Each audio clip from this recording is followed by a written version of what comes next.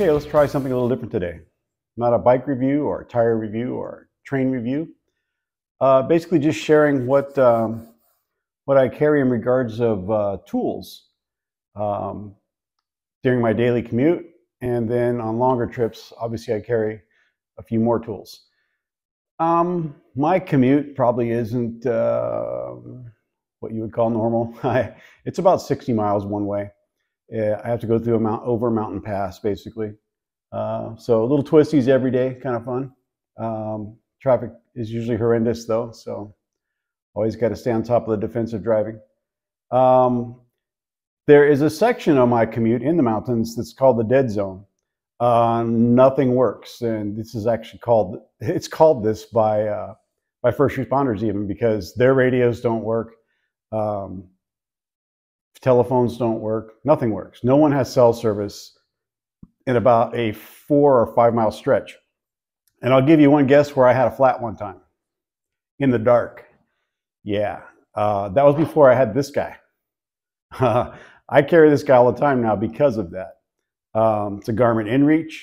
I have it paired to my telephone. I can use it to send messages to my wife or whoever I need to send a message to in areas where there's no cell coverage. Works pretty good. You can also use your phone as a GPS using this GPS signal from the inReach if needed. I have a Garmin Zumo for the bike, so I guess you could look at it as a backup in that regard. It also does tracking and a bunch of other stuff if you want to do that and share it with the web or social media. Look it up if you're interested. It does have a subscription. I think I pay $20 a month, but that was cheaper than the tow truck I had to pay to tow me 45 miles. Anyway, actually paying the tow truck wasn't the hard part. Waiting in the dark on the side of a 2-lane mountain road where people drive like lunatics was, the hard part. But because of that flat in that episode, actually I've had 2 flats in that exact same area. Got an inReach, and I carry this, which is a quick, possibly quick, repair for tubeless tires. In this bag, I've got a little flashlight. It will clip onto your visor of your hat or anything to stay secure. In here we have an air compressor, which I actually need to replace.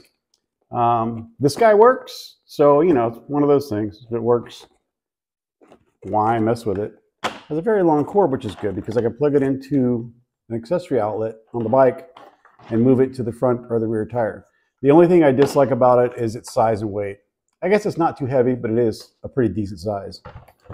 There's a couple on Amazon about half this size, about like that. So looking at one of those. So basic tools to repair a tubeless tire flat is what we're looking at here. And some tools in case I come across someone who has a flat with a tube type tire, maybe I can help them out. Occasionally I ride the Himalayan, which it doesn't have tubes either, and the Versus, which does have tubes. So I guess, I don't know that I would fix a flat in a tube tire on the side of the road during my commute. I'd probably just call AAA again, have them tow me home. But on a tubeless tire, it's a much simpler process. We have this kit, which has patches and ropes and glue. Well, actually, rubber cement for rubber tires. Mini pair of vice grips for pulling out the offending nail or what have you. End nips to cut things off smoothly with the tread, things being the little rope plugs. Also in this little packet I built up, there's a scuff tool. Some people use really coarse sandpaper, tube glue, and various patches for tube type tires if that's needed. It is the big reason I switched to tubeless tires, was to make a repair on the side of the road much quicker during my commute. And so this section would be all I would need for that: a flashlight, the tools to remove the nail, the screw, or what have you, the reamer, and then the tool to install the rope plug and the glue. I've used these rope plug type plugs on tubeless tires for years. I've never had one go bad. Don't tell anyone, but I had 3 of these in the front tire of my Versa 650 for years.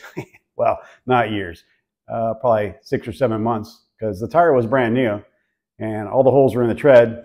I wasn't going to throw it away. They held fine. I've never had one of these fail. They always work. At least they have for me. Your experience may be different. So yeah, this is my kit for daily use. I also carry one of these guys. I don't use this in tubeless tires, but again, I'm trying to be prepared to help other people as well, right? The only time I've used this, needs to be shaken up. The only time I've used this is in tube tires. I've used it as a preventative. I'll squirt maybe 5 or 6 ounces in there and roll the tire around and put the, well, actually put the valve core in before you roll the tire around, or it might come back out, right? So yeah, put in 4 or 5 ounces depending on the size of the tire, reinsert the valve core, and then spin the tire a little bit, inflate the tube to the appropriate inflation. That could be anywhere from 15 to 32 or higher PSI depending on the bike and the tire and everything else. And so as a preventative measure, if you pick up a nail, it does work. I've actually seen it work. It can, you know, get you home or keep you on the road for another 30 minutes and get you somewhere that you can do a proper repair. This is not a proper repair in my opinion, but hey, some people use it as a proper repair. I mean, look at me. I put 3 plugs in the front of a motorcycle tire and rode it that way for months. And it didn't bother me at all. Toolkit now for longer trips. Remember, this guy goes all the time, everywhere, as does this. This is something I add for longer trips, overnight, hundreds of miles away, out in the middle of nowhere. So it's not a complete toolkit, but it's stuff that I thought of while I'm actually working on the bike. I'm like, would I need this on the road? Yes, and I'll write it down. And eventually I come up with a list of stuff that's in this bag. The only thing that's missing in here is I do have some short tire irons that will fit in that bag. They're aluminum. They're pretty stout. They work. I've tried them. I've actually changed a tire with them. Your only issue with changing a tire on the road is going to be breaking the bead, especially on a tubeless tire. There's tricks to that. Some people will use another bike, the side stand. Of course, if you have 2 people, that's going to make that much easier. If you have 2 bikes, obviously there's at least 2 people, I hope. Anyway, yeah, so you can use your side stand and put the weight of the bike and try to break the bead. There's also another trick where if it's just your bike, you can anchor the center stand to crash bar so that it can't fold rearward. This is if it's the rear tire. And you can lever your bike up and use the center stand, the part you step on, to break the bead of the rear tire. There's videos on YouTube of that. Check it out. It's pretty cool. It actually works. These guys get pretty clever when they're stuck out in the desert or in the middle of nowhere, off-road on BDRs and things like that. So yeah, I can't really demonstrate that right now, but I don't need to. There's plenty of YouTube videos. It's about breaking beads on the trail. Look it up, check it out. It's pretty cool, good information. So inside my bag of goodies here, zip ties. I mean, who didn't travel with zip ties, right? Electrical tape, a little bit of duct tape. This is a hex tool. It's got 3/8 drive in each end, but some bikes have what looks like a large Allen hole in the end of the axle. So this would go in there to hold the axle so that you can loosen the other side. For my BMW rear tires, especially the 1200 and higher, they're held on with lug nuts like a car. And this is the appropriate size for that. I have a miniature 3/8 combo, 3/8 1/4-inch drive combo. I also have, I don't happen to have it in my bag here for some reason, but I have a T-handle, 3/8 drive T-handle, right? So it's a rod about this long with a 3/8 drive lug in the middle, and it slides back and forth on the rod. You can plug it in here and you get your leverage that way. So that's for taking off the rear tire of the BMW. We've got various torques and Allens. And then we got a miniature crescent that goes with the miniature ratchet. Have another pair of pliers with cutters. Have a screwdriver. And inside here, the multiple bits for various types of screwdriver heads, which on the BMW are going to mostly be Torx, but other bikes still use a lot of Phillips head and regular. I've got a set of metric sockets. I wonder if there's a 10 millimeter in here.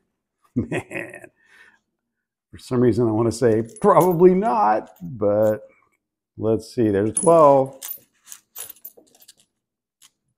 There's an 11.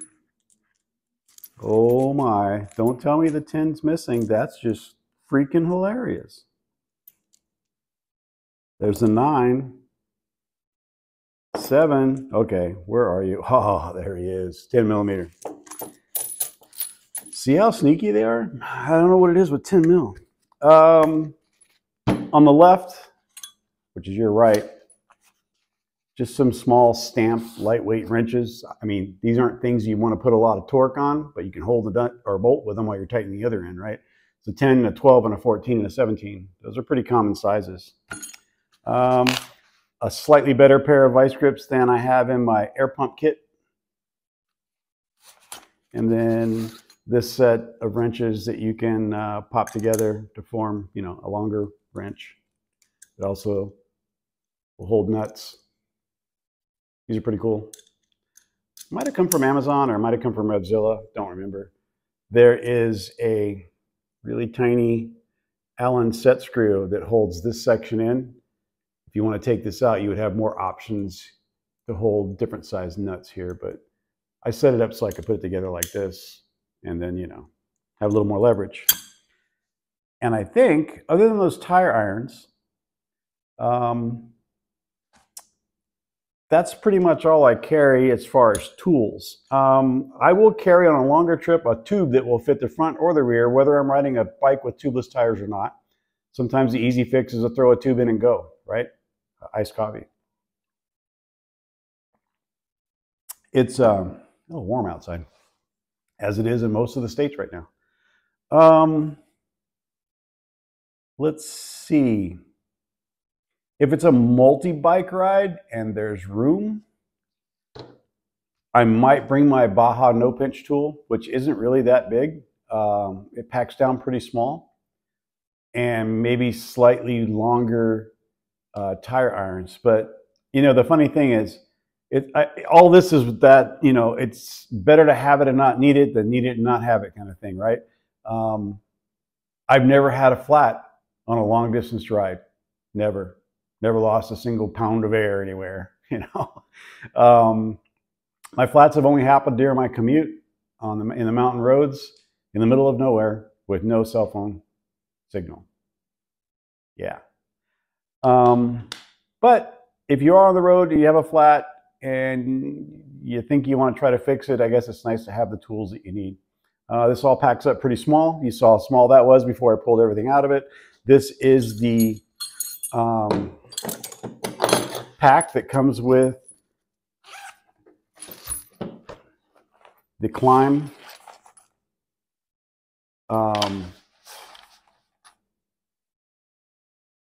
which backpack is it? I think it's the one that has, it's the smaller one for enduro riding, or I think originally they were a snowmobile company. I forget the name of it. I'll put a link somewhere. But it actually comes with this pack inside of it. The straps go through the corners, secures it in the back. Don't know that I'd want to load it down with this many tools and carry it on my back, plus 2 or 3 liters of water, whatever it carries. It carries a lot of water. But you could adjust that, right? Do you really need 3 liters of water? Nah, knock it down to 1. I don't know. Yeah, so it all fits in here. It just gets a little fatter. All of that fits in there. So it packs down small, and it's not too heavy. But tools are weird. Like I said, thankfully, I've never had a big breakdown on the road. but if I do, at least I have something to maybe help myself. Or if I see someone broken down, I can stop and help them if needed. And I guess that's it. Yeah, we did talk about carrying a tube that would fit in the front of the rear if needed. The BMW has a 17, so a 19 tube. Himalayan's a 1721. I don't know that a 21 would fit in the back, but you might be able to get away with putting a 19 in the front, and it would actually work in the back as well. Same with the Versus. It has the same size tires, not same size, but it has 17, 19 like the BMW. The dirt bikes all have tubes. If dirt bikes get a flat, you just ride home, and that's why they have rim locks, and fix it there. Yeah, that's about it as far as what I carry on my everyday commute and or longer trip. Try not to get too carried away with, all kinds of tools. And I probably carry more than some people do. But yep, again, nice to have when you need them. Anyway, hopefully this video was helpful in regards to it helping you determine what you may need in a toolkit for your bike, for your trips, whether it's a commute, whether it's a long trip. Anyway, this is what I carry, and it's worked well for us. It's worked well because we haven't had to use much of it. Just stick with that, not having any problems. Let's just stay with that. But anyway, if it helps, great. And if you'd like to see more of things like this, I could do our camping gear. We have a bunch of camping gear we use for moto camping. That gets into sometimes some pretty expensive gear because you're basically buying gear that you'd use backpacking, which is typically smaller, lighter weight, and smaller and lighter weight comes at a cost. Yeah, but anyway, I can do that. If there's interest, let me know down in the comments. And if you like this, give me a thumbs up. And if you haven't, please subscribe and ring that bell, and you'll get a notification when I post something new. See ya.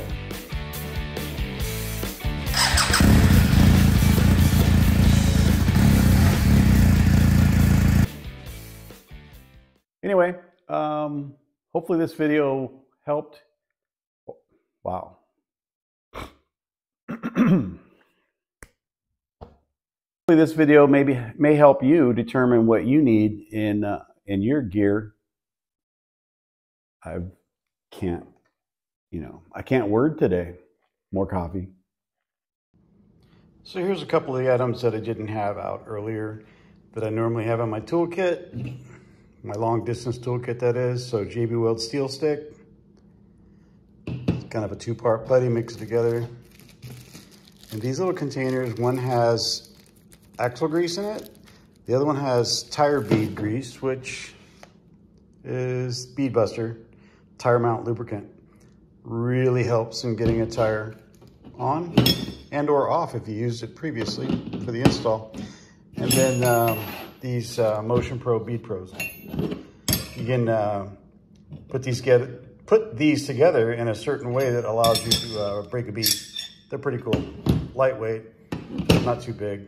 And I have changed a tire with those, so they do work.